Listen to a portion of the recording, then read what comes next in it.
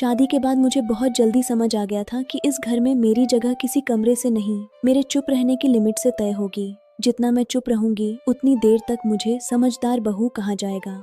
और जिस दिन मैंने अपनी बात सीधे बोल दी, उसी दिन मैं जवाब देने वाली लड़की बन जाऊंगी। शुरुआत में सब कुछ बहुत नॉर्मल दिखता था। नोएडा सेक्टर 62 का 3 बेडरूम वाला फ्लैट, बाहर से साफ सुथरा, ड्राइंग रूम में भगवान की बड़ी सी फोटो, कांच की सेंटर टेबल और मम्मी जी की आवाज जो बाहर वालों के सामने मिश्री जैसी हो जाती थी। अरे हमारी बहू तो बहुत सीधी है, वो पड़ोस वाली आंटी से कहती। और वही आंटी के जाते ही रसोई में आकर बोलती, सीधी है मतलब काम में भी सीधी लाइन पकड़ो, ये सब तुम्हारे मायके में चलता होगा, यहाँ नहीं। मैं हर बार हल्का सा मुस्कुरा देती थी। मुझे लगता था नया घर है, थोड़ा टाइम लगेगा। मम्मी ने भी विदा होते वक्त कहा था, बेटा शुरू में थोड़ा झुकना पड़ता है, घर बसाने में वक्त लगता है। पर किसी ने ये नहीं बताया था कि झुकते झुकते कब रीढ़ टूटने लगती है। मेरे पति आकाश अच्छे आदमी थे, कम से कम मैंने शादी के पहले ऐसा ही सोचा था। वो मुझसे प्यार से बात करते थे, ऑफिस से आते हुए कभी कभी मेरी पसंद की चॉकलेट भी ले आते थे। लेकिन घर की किसी भी बात में उनका एक ही जवाब होता था, नेहा प्लीज इग्नोर करो, घर में छोटी मोटी बातें चलती रहती हैं। छोटी मोटी बातें। मेरी सैलरी आने के बाद मम्मी जी का पूछना, कितना आया इस महीने, मेरी साड़ी पहनने पर ननद का बोलना, भाभी ये कलर आप पर थोड़ा गांव वाला लग रहा है। मेरे मायके से फोन आने पर पापा जी का टीवी की आवाज़ तेज कर देना और आकाश का हर बार कहना, तुम हर बात दिल पर मत लिया करो। मैंने सच में कोशिश की थी। सुबह 6 बजे उठना, चाय बनाना, टिफ़िन पैक करना, ऑफिस जाना, वापस आकर रात का खाना संभालना, शनिवार को घर की सफाई, रविवार को रिश्तेदारों की चाय। मेरी जिंदगी बस एक लंबी लिस्ट बन गई थी जिसमें मेरा नाम सबसे आखिरी में था। फिर बात मेरी सैलरी पर आकर अटक गई। उस महीने मैंने अपने पापा के लिए एक अच्छा ब्लड प्रेशर मॉनिटर खरीदा था। पापा को पिछले कुछ महीनों से दिक्कत चल रही थी। मैंने बस ऑनलाइन ऑर्डर किया और पैसे अपने अकाउंट से दिए। शाम को जब पैकेट आया, मम्मी जी ने बॉक्स देखकर पूछा, ये क्या है? मैंने आराम से कहा, पापा के लिए है, बीपी मशीन। उनका चेहरा उसी सेकंड बदल गया। अच्छा, यहाँ घर में खर्चे कम हैं क्या? मैंने पहली बार बिना मुस्कुराए जवाब दिया, मम्मी जी मैंने घर के पैसे अलग दे दिए हैं, ये मैंने अपनी बचत से लिया है। अपनी बचत? वो हंस पड़ी।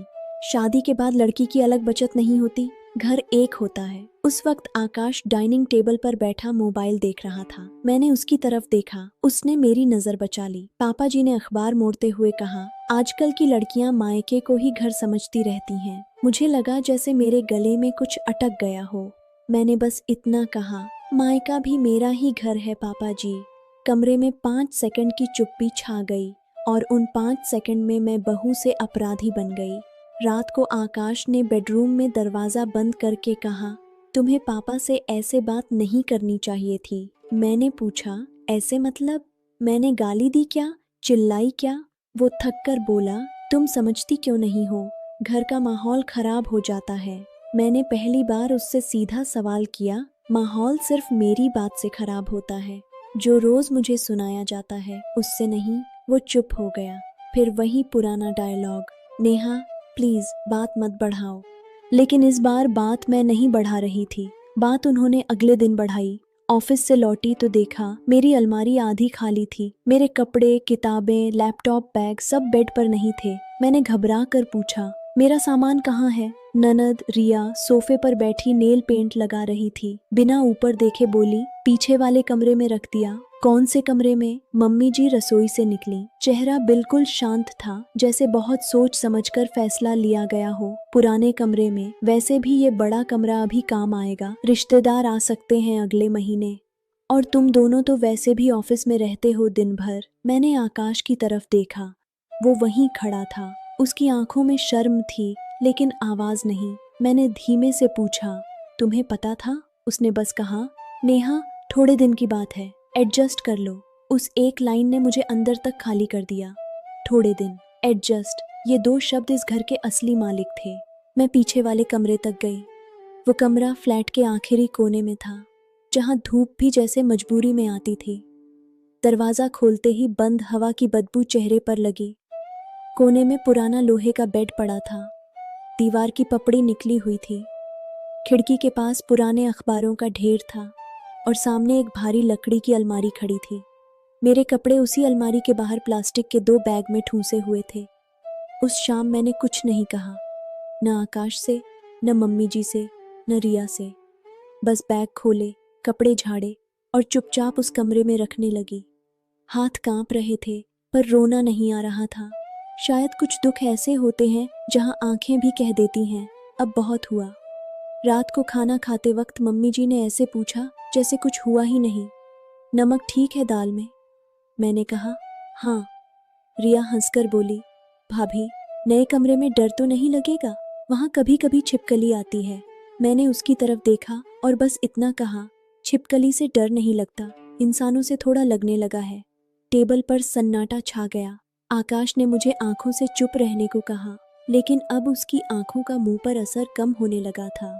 उस रात मैं पुराने कमरे में अकेली बैठी रही। बाहर हॉल में टीवी चल रहा था, कोई कॉमेडी शो था। हंसी की नकली आवाजें बार बार आ रही थीं। मुझे अजीब लगा, इस घर में भी सब कुछ वैसा ही था। बाहर से हंसी, अंदर से सडन नींद नहीं आ रही थी, तो मैंने कमरे की सफाई शुरू कर दी। पुराने अखबार बांधे, खिड़की खोली, बेड के नीचे से धूल निकाली। फिर मेरी नजर उस लकड़ी की अलमारी पर गई। उसका एक पल्ला थोड़ा टेढ़ा था और नीचे की तरफ छोटा सा जंग लगा ताला लटक रहा था। ताला बंद नहीं था, बस अटका हुआ था। मैंने खींचा तो पल्ला चर्र की आवाज के साथ खुल गया। अंदर पुराने कंबल, कुछ टूटे हुए फोटो फ्रेम और ऊपर वाले खाने में फाइलों का ढेर रखा था। पहले तो मैंने सोचा बेकार कागज होंगे, लेकिन जैसे ही एक भूरे रंग का लिफाफा नीचे गिरा, उस पर आकाश के दादाजी का नाम लिखा दिखा। मैं रुक गई। मैंने लिफाफा उठाया। अंदर कुछ पीले पड़ चुके कागज थे, प्रॉपर्टी के पेपर जैसे लग रहे थे। फिर एक बैंक की पुरानी पासबुक मिली, फिर कुछ फिक्स्ड डिपॉजिट की रसीदें, फिर एक कागज जिसमें आकाश का नाम साफ लिखा था।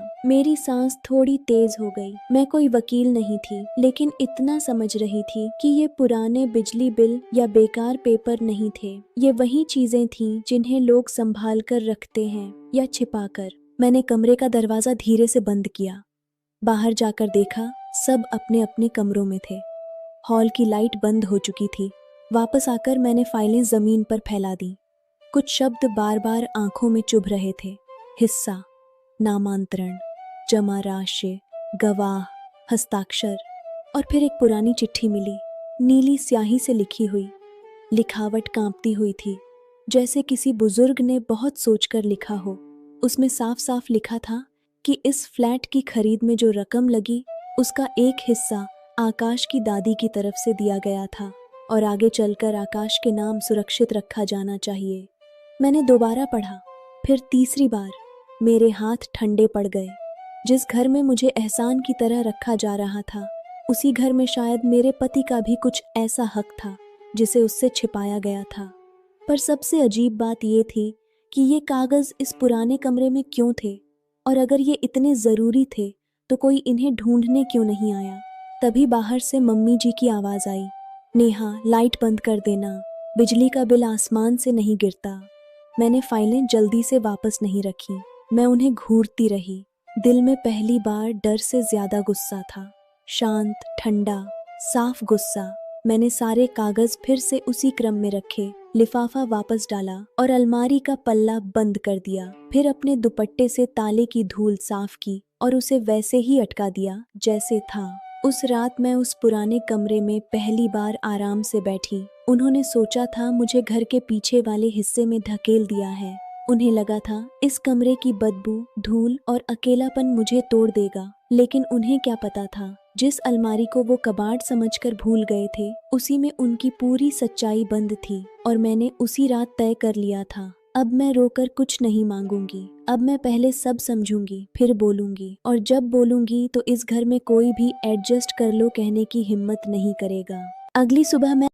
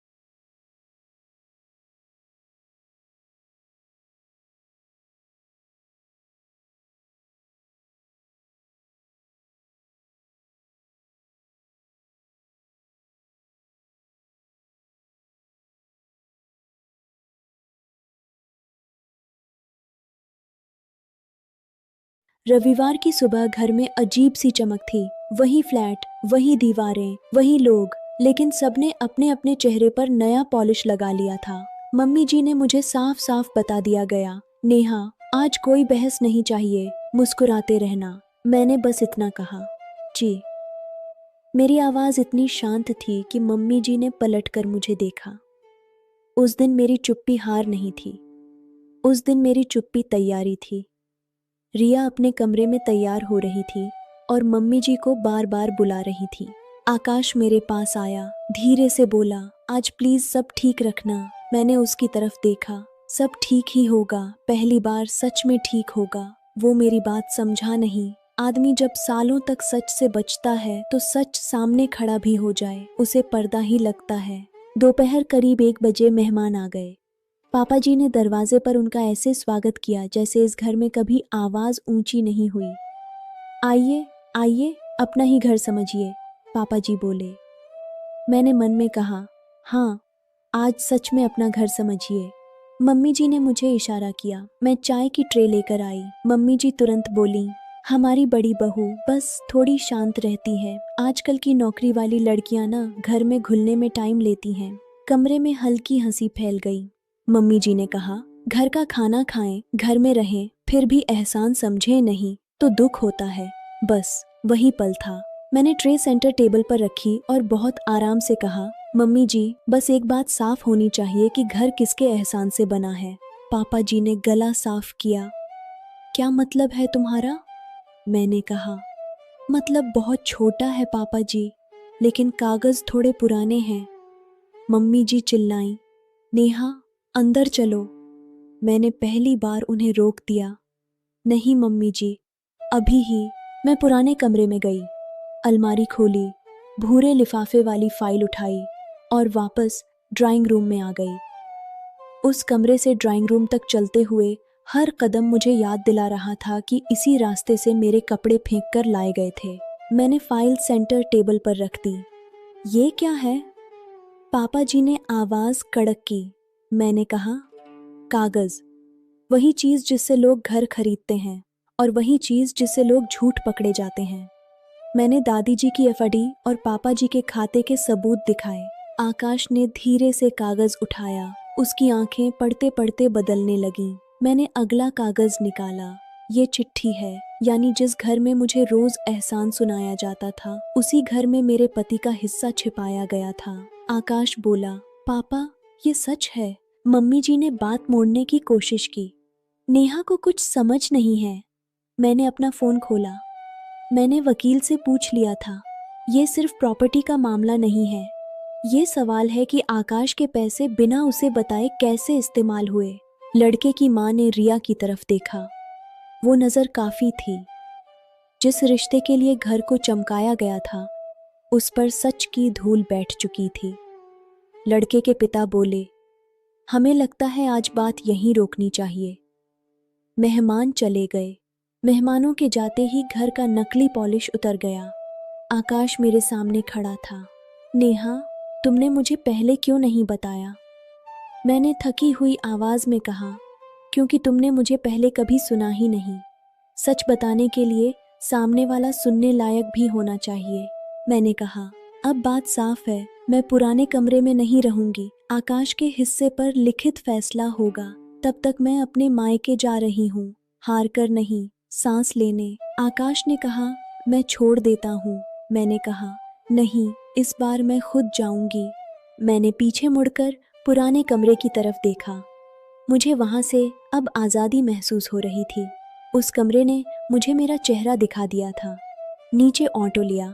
रास्ते में मम्मी का फ़ोन आया। मैंने कहा, हाँ मम्मी, पहली बार सब ठीक होने जा रहा है। मैं कुछ हफ्तों तक मायके में रही। वहाँ मम्मी हर रात दरवाज़ा खोलकर पूछती थी, दूध पिएगी? इतने छोटे सवाल भी याद दिला देते हैं कि घर कैसा होना चाहिए। आकाश मुझसे मिलने आया। इस बार उसके हाथ में चॉकलेट नहीं, कागज़ थे। उसने कहा, मैंने वकील से बात की है, मैं अपने हिस्से की बात करूँगा और तुम्हारे साथ जो हुआ उसके लिए सॉरी। मैंने कहा, मुझे शब्द नहीं, आदतें बदलती हुई देखनी हैं। वो मान गया। धीरे धीरे कानूनी समझौते में आकाश का हिस्सा दर्ज हुआ। मैं उस घर में वापस गई, लेकिन पुराने कमरे में नहीं, और न पहले वाली नेहा बनकर। मेरी सैलरी मेरे अकाउंट में रहती थी। मम्मी जी अब भी मुझे पसंद नहीं करती थी, पर अब वो मुझे हल्के में भी नहीं लेती थी। फर्क इतना ही काफी था, वो अलमारी अब खाली है। याद रहे कि जिस चीज को लोग कबाड़ समझते हैं वही सबसे बड़ा सबूत बन जाती है। चुप रहना और कमजोर होना एक ही बात नहीं होती। अगर कहानी अच्छी लगी तो सब्सक्राइब करें। इज्जत भीख में नहीं मिलती।